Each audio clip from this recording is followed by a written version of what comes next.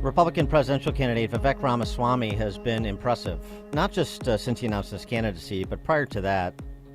Detailed pieces that he has written, making compelling cases for the Fed to focus on dollar stability, his criticism of ESG and corporate governance. And since he became a candidate, he's had some excellent appearances on the talkies. He demolished Chuck Todd on the issue of gender ideology. He embarrassed Don Lemon on the issue of race. But it's still very early, and Vivek Ramaswamy is new to the national political scene. So we got to do a lot more kicking of the tires. So let's get to it right now. Vivek Ramaswamy, candidate for president, Republican candidate for president, the website vivek2024.com. And he's coming to Chicago this Friday. We'll get to his itinerary in this discussion. Vivek, thanks so much for joining us. Appreciate it. Good to be on. How are you? Good. So you have candidates that you're running against who have been successful governors. You've got a candidate and a former president that's a successful, multi-billionaire in business. What is it that you bring to the table that the others do not? Well, look, I've lived the full arc of the American dream. I've done it by dismantling bureaucracy my entire career. But I'm doing it as a member of a new generation. I'm 37 years old. I'm the first millennial ever to run for U.S. president as a Republican. And I'm taking on a deeper issue than any other candidate's taken on. What does it mean to be a citizen of this nation? What does it even mean to be an American today? I'm all in for the America First agenda. But we live in a moment where we have to rediscover what America is. And that's what I'm leading. And I'm doing it without apology, taking on policy proposals that you're not supposed to talk about in public. But my view is that you can actually take the America First agenda further. We can take the America First agenda further than Trump ever did if we're doing it based on first principles and moral authority, not just vengeance and grievance. What are your first bringing to the table? What are your first principles? My first principles are reviving the ideals that set the nation into motion 250 years ago. We're a constitutional republic, not a direct democracy. That means we have civic duties as citizens. You take my constitutional amendment that I supported last week, that expresses that. Raise the voting age to 25, but still allow people to vote at 18 if they serve the country or they pass the same civics test, knowing about the Constitution that every immigrant has to pass to be a citizen of this nation. Wait, why do you want to raise the voting age to 25? Oh, I mean, this is an extensive, part of an extensive dialogue last week, but, this could be an hour unto itself. Why I want to do it is civic pride is lacking in the next generation. 18-year-olds today do not value a country. There's a survey that came out just last night that said they would rather give up their right to vote than to give up social media. Less than 16% of Gen Z is even proud to be an American. We have a 25% recruitment deficit in our military. We're not going to bring back civic pride by just wishing it back into existence. We're going to have to be bold. I'll remind you that the voting age was only ever reduced to 18 in 1971 in the context of the military draft.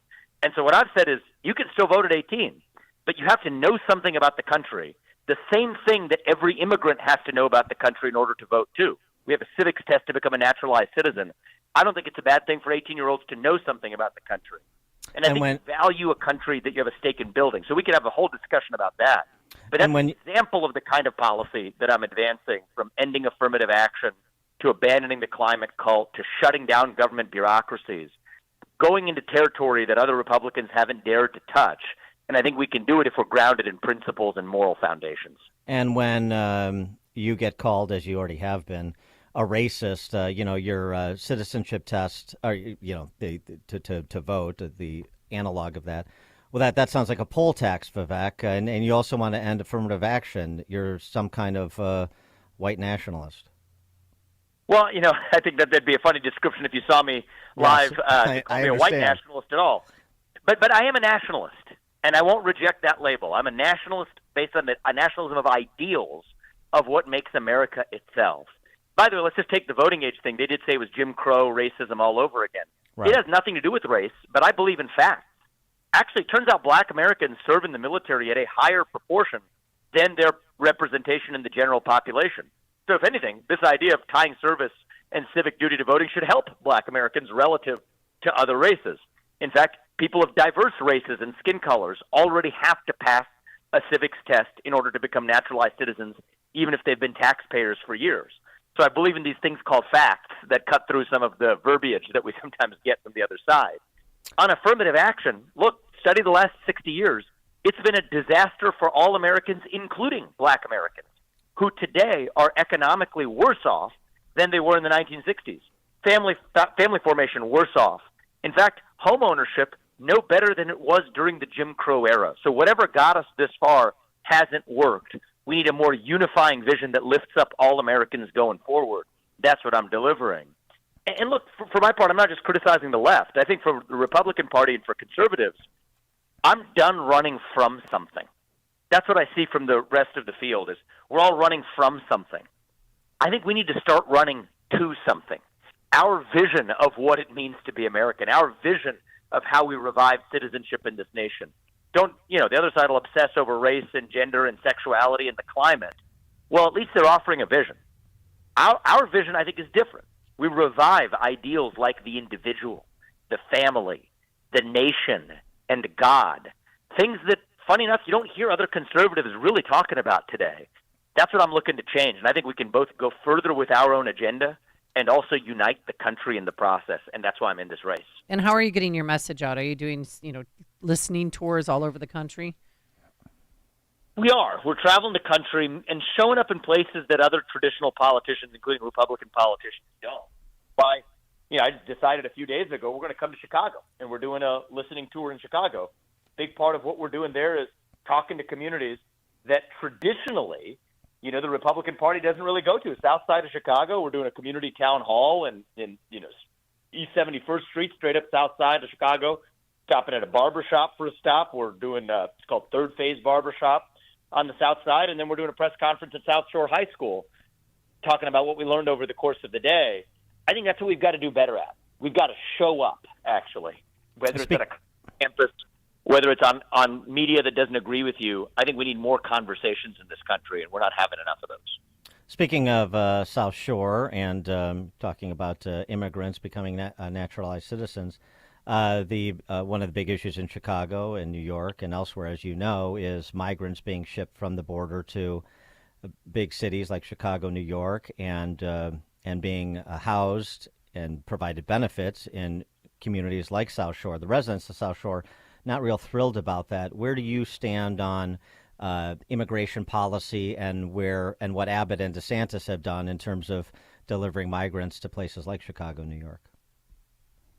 So look, I think that we need to stop this where the problem begins at the southern border. So I'm not just talking about building a wall. I've committed to using our own military to secure our own southern border. As obvious as that sounds to most Americans, it is actually controversial in the defense establishment, but it is my view that if we can use our military to secure somebody else's border somewhere else, we can certainly use our military to secure our own border. This is solvable. So as Commander-in-Chief, I don't think I need the permission of Congress to do this. Station unutilized troops on our own southern border. That's how we fix the problem. And then I think the rest of it is really just symptoms of that deeper failure. Part of why I'm running for president is I think we live in a moment where we have actual problems that we can solve if we're doing it with moral authority without apologizing for it. And I think that part of what I'm looking to do is to not only take that America First agenda further than Trump, but to do it in a way that doesn't make it as easy for you to fall into the traps that will be set for you by your opponents. I think Trump made it a little too easy for them. I think I'm going to be doing this on principled footing in a way that allows us to go even further. When you visit the South Shore neighborhood at the end of this week, are you going to tell those residents, ladies and gentlemen, one of the things that you need to reconsider is supporting politicians who make places like Chicago sanctuary cities? Absolutely. That's the heart of the message, is that this is actually an insult. It is spitting in the face of our citizens to say that, hey, we're going to tell you that you're expected to follow the laws, that you'll be arrested if you don't follow the laws. But by the tens of thousands, people who break the law in their first act of entering this country are going to be stationed right next to you and bring more instability and potentially more crime to your neighborhoods too. That's an affront, whether we're black or white or anything in between. That's something that no American should have to abide. And that's something that, by the way, I'm not big on partisan labels, but many of the politicians you're voting for, that's exactly what they're sending back to you. So they'll tell you one thing, but they're actually doing another. Judge someone not based on their words, but based on their actions. And when you see the regions of Chicago, including the South Side, being turned into sanctuary cities for people who broke the law but are now being treated better than the people who actually live there, well, I think that that's a wake-up call to say that actions speak louder than words, and I think that's going to be part of my message when I come to town. You, as I said, started to make a public mark with your crusade against ESG with respect to corporate governance. You wrote a good book about it called Woke Inc. And I asked this question of Andy Puzder when he was on our show a couple of weeks ago, the former CEO of CKE Restaurants. I said, who is a bigger threat to America's economic security and sovereignty, Joe Biden or Larry Fink at BlackRock? What's your answer to that question?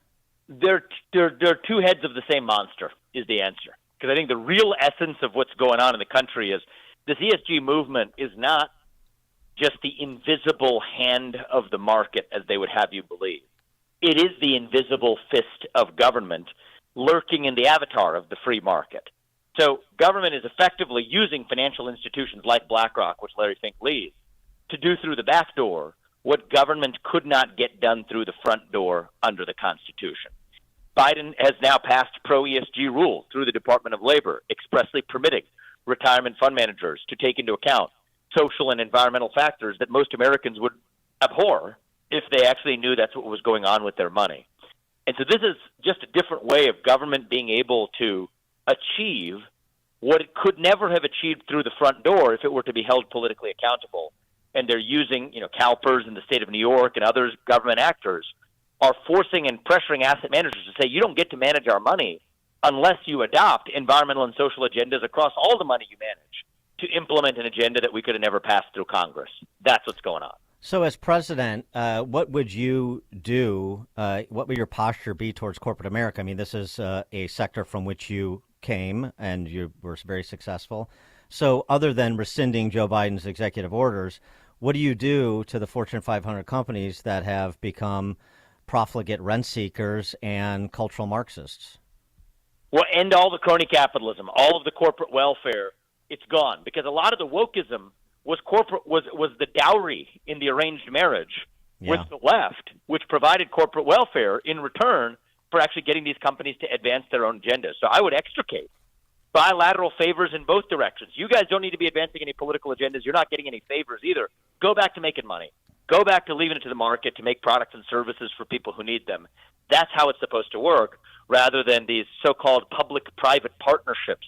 It's a fancy way of saying crony capitalism. End a lot of that wholesale. I think the president can do it. And then I'd also look at actually applying even the civil rights laws even-handedly.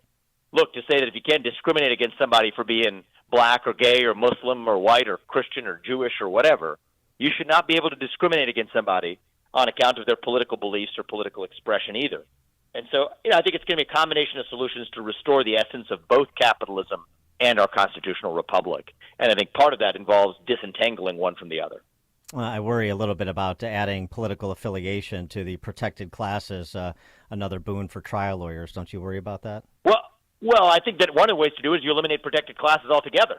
Okay. Right? Because part of the political discrimination you see is from an overexpansive reading of those protected classes that say you can't create a hostile work environment, which you do by allowing supposedly someone to speak their mind, even on their own time. That's how the EEOC has interpreted it. So the way I view it is there's many solutions to get there. One of them could be to repeal the protected classes altogether. But if we're not willing to do that, then we should at least add political expression to the list, just like we include religion and sexual orientation and race today. Florida Governor Ron DeSantis gave an interview recently talking about the fight he's having with Disney in Florida, which many of his competitors for president have been critical of him, including Trump. He said, allowing a corporation to control its own government is bad policy, especially when the corporation makes decisions that impact an entire region. The legislation he's advancing ends Disney's self-governing status, makes Disney live under the same laws as everybody else, and ensures that Disney pays its debts and fair share of taxes. Any problem with that? No, I think it's a good thing. I think it's a good thing. I think that my only issue with the DeSantis spat with Disney is that some of the protections that Disney enjoys were actually signed into law by DeSantis himself a year or two before the controversy that he had with Disney. So if anything, I agree with his principle. We should not want corporate favoritism and these special favors. But that being said, I think that we could stand on more principled footing if we aren't the ones signing those into law either. So that's a more scope and a more refined critique that I have of his. But the reality is crony capitalism is bad no matter whether it comes from the left or the right, and we should end corporate welfare as we know it. So that's where I'm at on that. How do you address concerns that some may have that, you're coming from outside the system, and I don't know how politically active you've been until the last couple of years, but anyway, you're coming from outside the system, outside the Beltway. And what we saw with President Trump is even though he had been sort of involved in the arena, he had never been in D.C. like he was, obviously, as president. And we saw a bit of a learning curve. A lot of people, myself included, would argue he should have fired James Comey on day one. A lot of people argued that he took way too long to either dispense with Tony Fauci or bring in his own people to surround him so he had more expert voices providing advice and counsel and representing the administration as public-facing representatives of the administration. And so the same question to you is like, well, Vivek is a sharp guy, successful guy, I like a lot of his ideas, but he hasn't been in there. He doesn't know where all the bodies are buried. What's to stop the same thing from happening again, where we come in with a populist revolt and the learning curve is so steep and there's so many institutional interests that the incoming president doesn't understand that you don't get as much done as you want to. You can't drain the swamp, as it were. Yeah, well, look, I think I'm learning from, let's just say not only what Trump did, but what he didn't do as well, to go even further. And that's what I've said. You can't just tinker around the edges, putting Betsy DeVos on top of the Department of Education. She's a nice enough person, but that agency should not have existed. I will shut it down. That's exactly how you do it. And I've studied and written about extensively about how we can have the legal foundation to do this, fix the budgeting process, the appropriation language that comes back, the constitutional authority vested in Article 2 of the Constitution in the U.S. president, talk about actually firing people after 8 years, the same duration that the president is actually maxed out and working for the federal government. I'm taking this to the next level where Trump rolled the log over and saw what crawled out. I'm bringing the pesticide. And I think that that's something that I've learned from watching Trump is you can't just strike the Leviathan. The Leviathan will strike back. You have to shut it down. And that is what I'm prepared to do and go the distance of doing it based on principles and moral foundations, not vengeance and grievance. We go further when we do that. Reagan proved that. That's what I'm going to prove starting in 2024 if I'm elected. So right. I thank you guys for having me. I appreciate it. By the way, I predict I'm bringing the pesticide will be on bumpers around the country before the campaign is up. Vivek Ramaswamy, Republican candidate for president, Vivek2024.com is the website, and you can get the details on his Chicago visit on Friday there as well. Vivek, thanks so much for joining us. Appreciate it. Thank you, guys. Thank you. Thank you. And he joined us on our turnkey.pro answer line. If you're talking about it, Dan and Amy are talking about it. It's Chicago's Morning Answer on AM 560. The Answer. Are you a business owner with a strategic mission, a drive to succeed, and a plan for growth, but you just need the right bank? Hi, Mike Gallagher here.